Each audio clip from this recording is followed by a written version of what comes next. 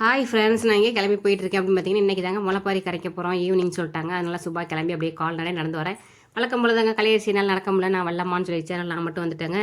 கோயில்லையே ஒரு இடத்துல ஒரு ஓரத்தில் அழகாக முளைப்பாரி எல்லாம் மொத்தமாக கொண்டாந்து யாரும் இடிச்சிடாமல் சட்டியை உடச்சிடாமல் இருக்கணும், பிச்சு போட்டுறாமல் இருக்கணும், பிள்ளைங்களாலும் ஓரமாக வச்சுருந்தாங்க.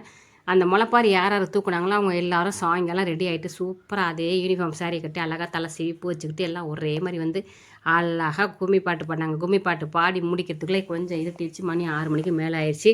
அப்படியே கோயிலேருந்து வெளியிலேருந்து எடுத்துக்கிட்டு பால் குடம் எடுத்தாங்களா பிள்ளையார் கோயில், அந்த இடத்துக்கிட்ட அந்த பிள்ளையார் கோயில்கிட்ட ஆற்று தண்ணீர் தாங்க கரைக்க போகிறாங்க. அங்கே கொண்டு வந்து ஓரமாக வச்சுட்டு ரோட்டில் வச்சுட்டு ரோட்லேயும் பாட்டெல்லாம் பாடிட்டு அப்புறம் அந்த சட்டி அடியில் இருக்க மண் சட்டியை மட்டும் எடுத்துக்கிட்டு முளைப்பாரி அப்படியே லம்பாக தூக்கி தூக்கி தண்ணியில் கொடுக்க கொடுக்க இந்த ஊர் தலைவர்கள் பெரியவங்க இருப்பாங்களா அவங்க அப்படியே கரைச்சி விட்டுட்டாங்க.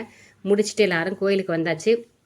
நல்லபடியாக முளைப்பாரியை கரைச்சி எடுத்துகிட்டு வந்து சாமியை ஊர்வலமாக அப்படியே கோயிலே முன்னாடி சுற்றி சுற்றி முடிச்சிட்டாங்க. இதோட வீடியோ முடிஞ்சு போச்சு.